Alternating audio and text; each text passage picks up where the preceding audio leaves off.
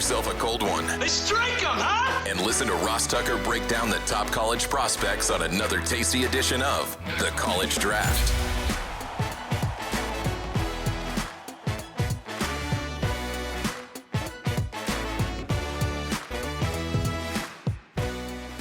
Yeah, it's Daddy Soda time on the College Draft Podcast, presented by DraftKings. The crown is yours. I'm Ross Tucker, former NFL offensive lineman, 5 teams, 7 years, long time ago. Bunch of broadcasting gigs, including calling NFL and college games for CBS, which is one of the reasons why this podcast is so helpful. You can check me out on social media at Ross Tucker NFL. Check out all of our podcasts, including Brandon Graham. After 15 years with the Eagles, retires. He was on today's Ross Tucker football podcast. Of course, we'll do the betting thing on the Even Money podcast tomorrow. We are continuing with our draft series here on the College Draft Podcast. Remember, we're going through every pick, every team, and just as importantly, Emory's top undrafted free agents for every team, including your team. And then we'll dive into the top players for college football in 2025 before the season starts, when we kind of transition and talk about the games from a betting perspective during the college football regular season and postseason for that matter. The Emory I speak of course, is the terrific Emory Hunt. You can check him out on social media like I do at FBall Game Plan, Football Game Plan on YouTube, footballgameplan.com/2025 draft guide. You can still get all the scouting reports. You're hearing about these guys during OTAs. You'll hear more about them during minicamp, then training camp, then the preseason games. You can get way ahead of the game if you've got Emory's draft guide, which has the profiles and scouting reports on all of these guys, all these rookies that are on these 90-man rosters. Emory is all over it. Again, that's at FBall Game Plan on Twitter. You can check us out on YouTube. A lot of people do. YouTube.com/Ross Tucker NFL. So far, we've done the AFC South, NFC South, NFC North, and AFC East. So we are halfway through our post-draft series. Today, we're going to dive into the NFC East. Before we do, Emory, I always have one question for you. Just going on in the NFL or something going on around that I want to ask you about. Maybe the biggest news since last week is just the fact that Bryce Huff, it looks like, a year after getting a 3-year, $51 million contract from the Eagles, in which he was, by the way, inactive for the Super Bowl, he is going to reportedly be traded to the Niners this week.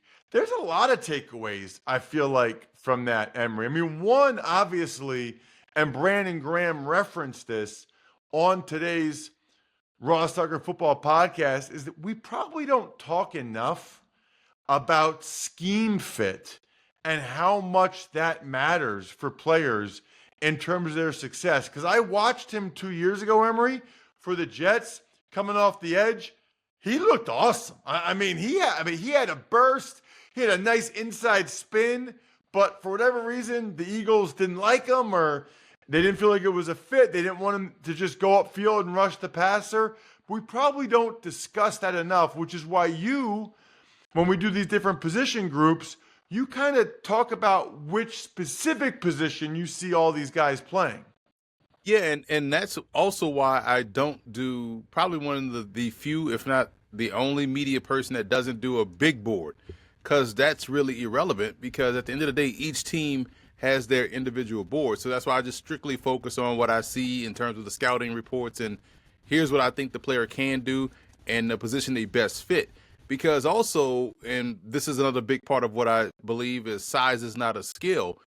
And I think a lot of times people kind of look at Bryce Huff and just think, okay, he's about the same size as Brandon Graham. He's a Brandon Graham clone.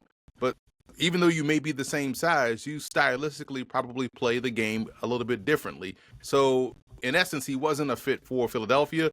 He may be a better fit for San Francisco. And I think that's where both what Brandon Graham is saying and what you're saying makes so much sense. Because at the end of the day, it's about scheme fit. Every player is individual in terms of you can't the same. Like Russell Wilson is 5'11", Bryce Young is 5'10", but you clearly see there are two different quarterbacks. They're built differently and they play differently. They just are the same height.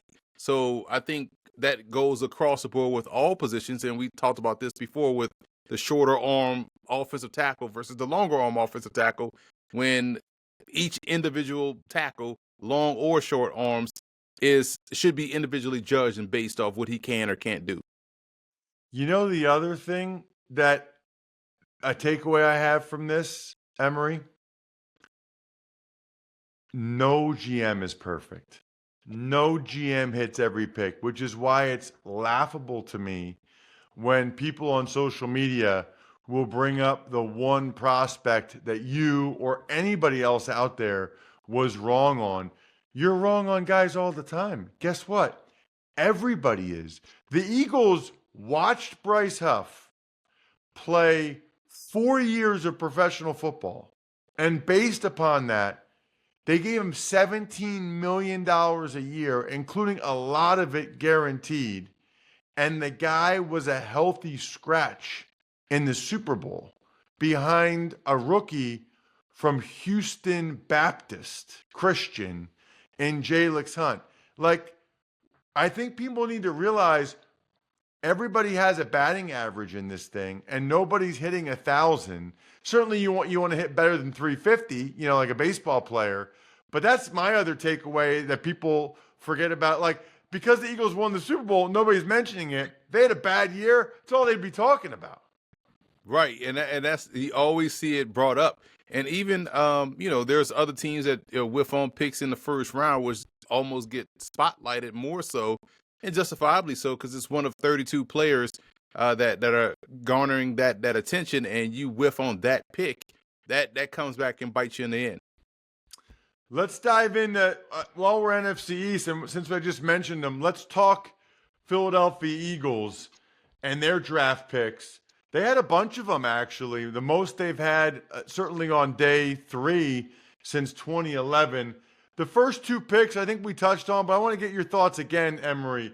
Jahad Campbell, the linebacker from Alabama, and then Andrew Makuba, the safety from Texas. I guess the question on Campbell, Emory, is what do you think his position and scheme fit is? Defense, Ross. He can play it all. Like, he's an inside backer, he's an outside backer, he can rush, he can cover. We've seen his athleticism, his fluidity. He was my number 1 inside linebacker. So obviously I was a big fan of the pick. Shocked that he fell that far. I'm pretty sure he had some type of injury concern or whatnot. But his on the field play was tremendous. Makuba was my number 1 free safety. And I like the fact that he is active in run support. He fills the alley. He takes great angles to the ball, which is an underrated element of playing safety. It should be in the job description. So knocking that out the park and just looking at what the Eagles did overall, Ty Robinson, we talked about him ad nauseum on the show. He was my number 8 D tackle. Big fan of him. I think he's going to be the Milton Williams of this draft class for the Philadelphia Eagles once again, which is why I love how they draft. They always draft a year in advance or a year ahead. So he's going to probably see some spot duty, and then next year we'll see him start and be like, how did you let the Eagles get, Ty Robinson of Nebraska? And then, Mac McWilliams was my number 9 slot corner. My number 8 outside linebacker was Small London. And Drew Kendall was my number 6 center. So, I mean, all within the top 10 of their prospect grades. I thought the Eagles really knocked it out of the park. Kendall was phenomenal on film. That entire Boston College offensive line really stood out. Then you get Kyle McCord on the back end, out of Syracuse. Solid player. I think is an upgrade over what they had last year as a reserve, whether it's McKee or Kenny Pickett. I think McCord showed his grit and toughness, and that's going to play well in Philly. And how about my number 11 tackle in Miles Hinton out of Michigan? I was really high on the tackle class, so people may say 11, but I had a 78 grade on him. And they wrapped up by, case in point, my number 2 O tackle in Cam Williams out of Texas. The consistency, Ross, is why I had such a high grade on him. And it was him hitting his good, like we talked about before, consistently throughout the film. So for me, them getting him along with a guy like Antoine Powell-Rolland out of Virginia Tech, solid edge rotational guy. But as an undrafted free agent, Ross, my number 4 will tackle Holland Pierce out of Rutgers, 6'8", bends like he's 6'4". The Eagles knocked out the park once again, in my opinion. Man, I got a lot of questions after that. Makuba, Emory, not a big guy. Does that concern you at all with his size as a safety? Not at all, man. And I know it's a big man's game. I know that was a conversation amongst social media with regards to basketball and Jalen Brunson. But at the end of the day, man, Makuba plays bigger than what he's listed. And he plays bigger than that when he's flying up in the alley to help defend the alley or even in the run game.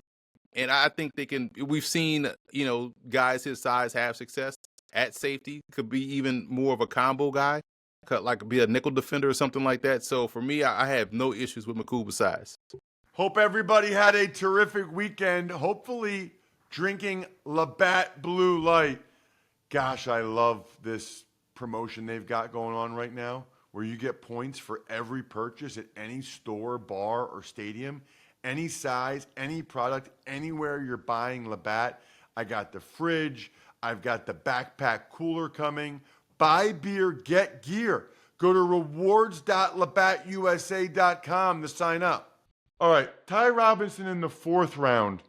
Why do you think not until the 4th round? What were the knocks on him, Emory? Is it just limited upside? Because I did Iowa, Nebraska a couple years ago, and that kid is a monster. I was actually surprised he came back to school.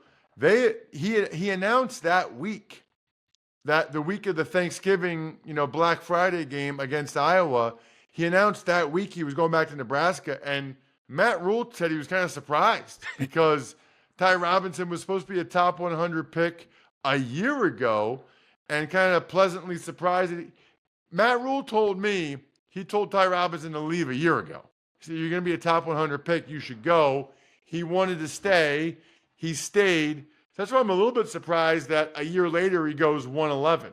Especially when he dominated again this year. As much as people probably watch Colorado, I'm pretty sure they saw the Nebraska game as one of their favorite games to watch, right? And so if you look at that, Ty Robinson was in the backfield as if he was a part of Colorado's offense. So I think for him, the knock was probably he's sort of one-dimensional, maybe. But hell, his one dimension is outstanding. Like if he's gonna bull rush you and beat you with power, oh well, so what? Like get somebody quicker and more savvy alongside of him. Let him do his thing. So again, the Eagles the Eagles have become the new Ravens, where it's like, how did this guy fall to this team? And this is exactly what we're seeing with Philadelphia. I could ask you about all these guys, but one of the other guys that jumped out to me, Cameron Williams, right? So there were people that had him mocked going in the 1st round, Emory, when he, announced he was going into the draft. Very physically gifted. You had him as your number 2 OT, so there had to be something about him maybe behind the scenes or something that people didn't like. Any idea what might have been some of the concerns about him?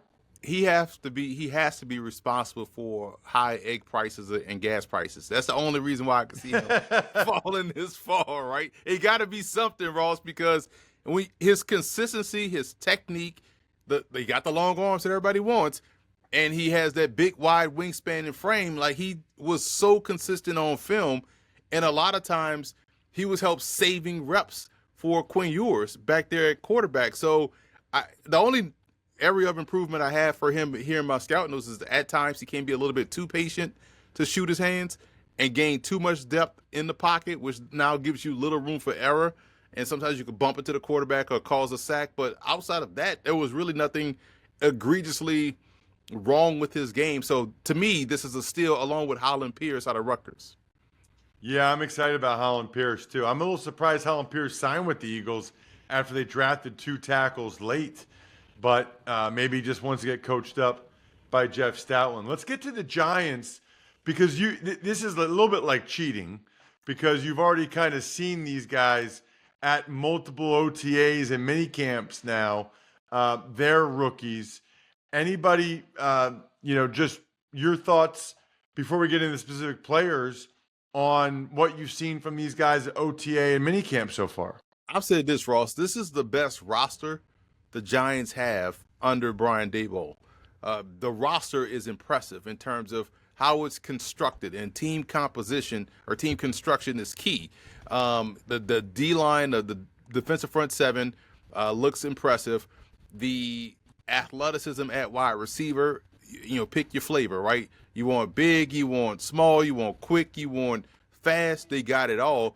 And the quarterback depth chart looks impressive too, based on how they have that constructed in the way that you can develop your rookie quarterback while winning games with your starter and your reserve in Jameis Winston. So it's the ideal situation for the Giants. I think they knocked it out the park as evident.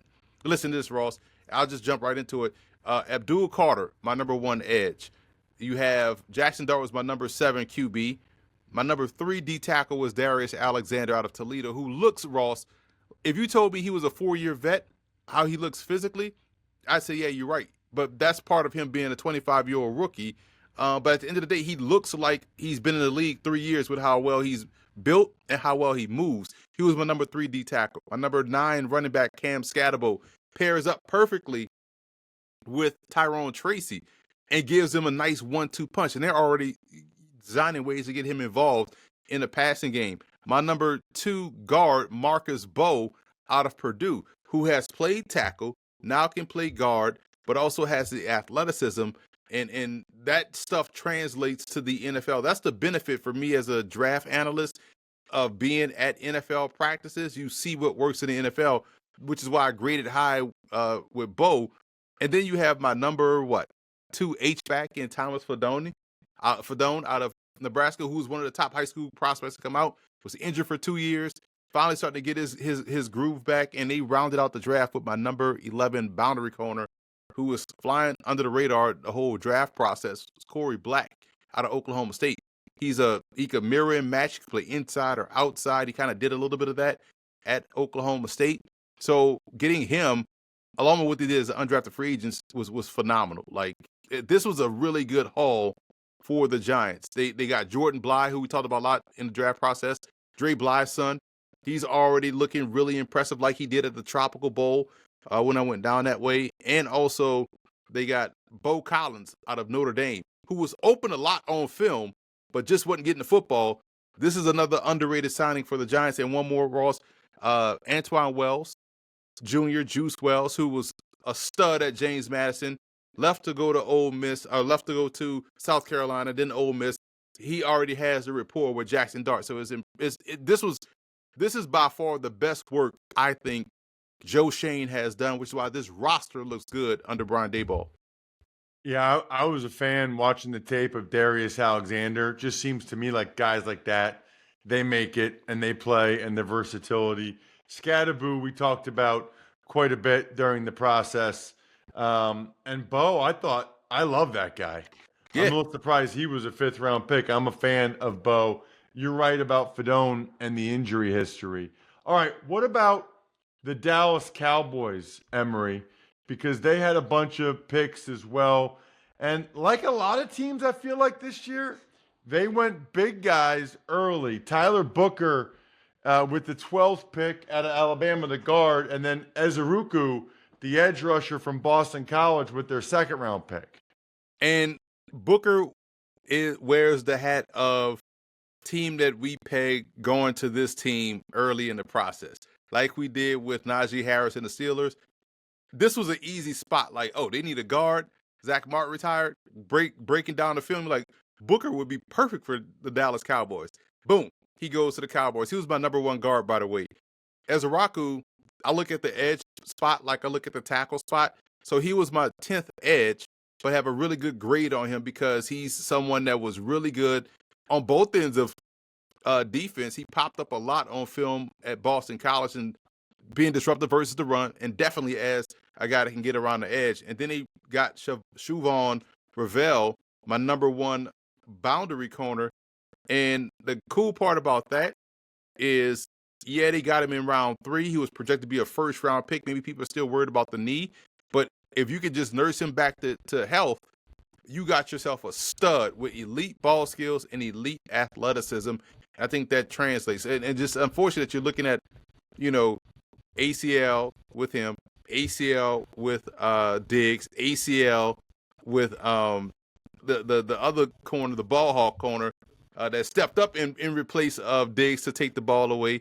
His name slips my mind, but they have a bunch of you like, man, you hate having these injuries back there, but you hope they get back to full strength. So number 1 guard, number 1 boundary corner, 10th edge, and Jaden Blue, number 5 tailback. Listen, Ross, if he has any sliver of a crease, it is over with. He is 88 out the gate. He is going to look phenomenal in that uniform. I think they gave him 34, so that just harkens back to, he's not big like Herschel Walker, but in my eyes, 34 in the Cowboys means something, right? Some people may say it could be Tommy Agee. I don't care. But at the end of the day, it's always going to be Herschel Walker's number. And Blue can fly. And Shamar James, my outside linebacker, I think he matches up well depth-wise. And all the way down in the number that Johnny Cornelius, 22 offensive tackle, but a 76 grade. So I was a fan of this entire tackle class. Love these old linemen come out of Oregon. And then they rounded out the draft with Jay Toyer, who is my number 4 nose tackle. He's already getting reps with the ones for what it's worth in OTAs, but still, that was a lot. That says a lot about what they expect from him. And Phil Maffa, underrated big back out of Clemson, could be their pace setter, so we'll see how that goes. And Tommy King Basote out of Maryland, rotational guy, depth. They couldn't stop the run last year. Dallas, they are getting better on that side of the ball. Love it. Any undrafted guys jump out? Yeah, it was fascinating. Zion Childress out of Kentucky was my number 7 combo safety. I love the fact that he's able to dip down and cover and also play out in space, so you can trust him a lot. And keep an eye on Ajayi Clark out of Syracuse, another combo safety. So it shows you that they were really trying to hawk in on guys that can help them take the ball away, which they do well. Let's move on to the Commanders. I want to make sure we get them in. In their first-round pick, Josh Connerly, the offensive tackle from Oregon. So they got Laramie Tunsil and Connerly with their 2 biggest additions this offseason. It was very clear they wanted to upgrade those 2 edge offensive tackles. And you get an athletic tackle that can deal with an athletic quarterback, so he can mirror and match with these defensive ends because he can't see where Jayden Daniels is scrambling, so he's going to do his best trying to protect him. I thought Trey Amos, formerly of University of Louisiana, by way of Alabama, Mississippi, whatever, right? We had him first. So we saw the talent first. But he was my number 2 boundary corner. I thought he was phenomenal on film. Jalen Lane is going to be another deep threat to catch these rainbow balls by Jayden Daniels. My number 9 slot player, Kane Madrano out of UCLA, was phenomenal on defense. I thought UCLA's defense was excellent, especially within the front 7. Ja'Cory Krosky-Merritt, explosive. You give an explosive back, a mobile quarterback, he's going to have a bunch of chunk plays on the ground. And as an undrafted free agent, Ja'Cory Brooks, I was surprised when undrafted. Wide receiver from Louisville, has a great chance to make this team. Carlin Vigors out of UL Monroe, phenomenal corner. We talked about him a lot pre-draft. And also Robert McDaniel out of Jackson State. Saw him down at the HBCU Legacy Bowl. Phenomenal player. Can play corner or safety. Also was a little bit of an edge rusher for Jackson State as well. Interesting to me about Kane Madrano, like when I did that UCLA Hawaii opener, Emory, I think I told you this before, but Madrano was like the guy. You know, he's a former Colorado State Player of the Year as a receiver, very athletic. He's the captain. He was the guy we met with. The linebacker for the Browns came out of nowhere. You know, it's like unbelievable. He wasn't even, Schlesinger wasn't even really playing much, which I think is another lesson too. Because we always give these coaches so much credit, like, well, the coaches know. I got news for you. The coaches didn't know enough about Schlesinger. Otherwise, he would have been playing earlier. Exactly. And the players will let you know, man, is UCLA should wear those throwback uniforms all the time. It makes everybody on the defense look menacing. I love UCLA's uniforms. There's part of me that thinks it's like a little bit soft. You know what I mean? Like the light blue. It's kind of like North Carolina. It's just not like a strong color. But the baby blue, whatever you want to call it, Bruin blue, it looks pretty cool. Everything looks cool when you're reading Emory's draft guide, footballgameplan.com/2025 draft guide. I don't know who we'll do next week yet in terms of which division, but we will keep it rolling. You know that. Still got 3 more divisions to go. Other than that, the keg is kicked. We are all tapped out. Thanks for tuning in to College Draft. Make sure to also check out the Ross Tucker Football Podcast, Even Money, and Fantasy Feast, all on the DraftKings Network, YouTube, or subscribe to the podcast on your favorite platform.